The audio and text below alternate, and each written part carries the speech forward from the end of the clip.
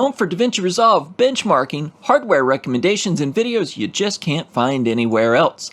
Today we're taking a look to see if I got the one thing I asked for in Davinci Resolve 17. We had a huge new launch this week from Blackmagic Design.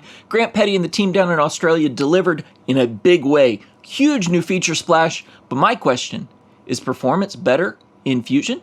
Let's go find out.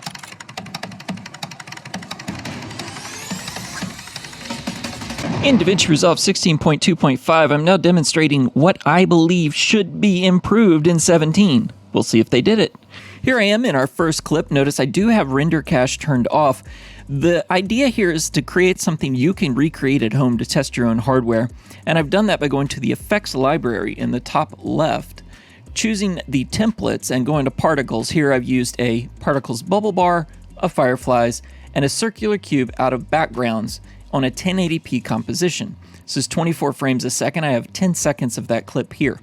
I'm now playing it back with zero playback nannies, I'll call them. So no render cache, no Fusion memory cache, and no proxy support.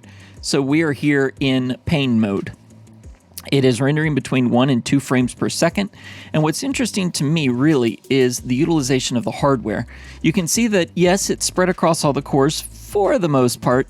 It's only utilizing about 30% of the CPU. It's using 60% or so of my integrated graphics on my Intel 9750H, and then it's using 30% of my RTX 2080 Max-Q. What I'd like to see is that Resolve 17 makes better use of the hardware in my system. I'll mirror this back up for us when we're comparing the results, but just know 1 to 2 frames per second seems to be the way we go with this composition. Jumping to the next composition. This one is something I created by hand. It is a 3-dimensional composition. It has lighting, it has 2 shape objects, and it's got some materials applied to the shape objects. And we're using the software renderer you see on the right out of the Renderer 3D. Now, if I play this back, let's see what type of performance and what type of hardware utilization we get. Bottom right, 17, 16 frames per second. We can see the CPU, sure enough, is getting leveraged here, the 3-dimensional objects and lighting. The GPU at that time did not get used that much. Now, it's cached, you can tell because, well, it's green and it's flying through, and I don't know why it's cached. If any of you are aware of one more nanny that I have missed, you let me know in the comments. Thank you. So let's jump to 17 and see what's different.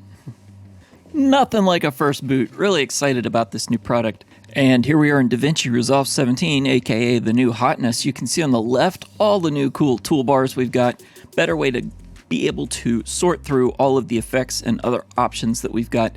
There's a lot of stuff in here. Be sure to catch many of the other editors who have plenty of stuff out here. I really enjoyed the one from Billy Ripka. I really enjoyed the one from Mr. Alex Tech. Both of them have great overviews. I really think that's good stuff. And I just saw one drop from Jay Lipman. Might also be pretty good. Haven't been able to watch it yet. So those are the 3 I would check out immediately.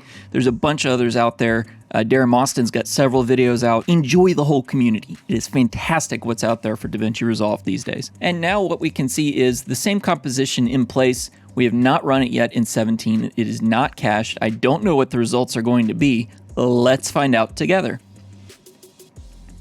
I'll click play and let's watch. All right, so from a utilization perspective, I'm starting to see about the same utilization that I had prior. My playback is around 2.2 frames per second, which tells me they've put some efficiency in there. It's dropping back down and up. I can't definitively say whether or not it's faster or slower. It does look like it's running in the same range. And that's with this particle pane that we're bringing right now. It is, I'd say, peaking a little bit faster and a little bit higher than it was before. Still using the integrated GPU more than it's using the dedicated GPU, but it is on the CPU, seems to be running a little bit higher in utilization. Same clock speeds and whatnot. All right, let's jump to our next frame. This is the 3-dimensional sphere that's rotating and opening, and then lighting and camera on it. Let's find out what this one does. Like we saw in 16, we've got a spike. This one goes almost immediately following. Whoa, the speed is 24 frames per second straight off though. And now it's cached, which I don't like because I told it not to, but what are you going to do? So delete render cache, delete. There's no way this is that fast now. If they've optimized 3D objects and lighting this fast, they have. Holy cow. I've just changed this to a cube so that we can see what exactly is cached and what's not. As I play through this, I'm going to pretty quickly toggle over to our task manager here. It's still ripping back 16, 18 frames a second. There's a spike in the primary CPU, the GPU, and the integrated graphics really took on a large portion of that work. The integrated graphics did. This thing's fire compared to what it was in Davinci Resolve 16. So I think I've learned something here. What I've learned is I got part of my wish. The particle world and the rendering of particles is not that much faster. In fact, it seems to be the same rendering engine. However, the 3D compositing scenes, the ones with the lighting, the camera, the shapes, with materials and the 3D renderer, smoking fast.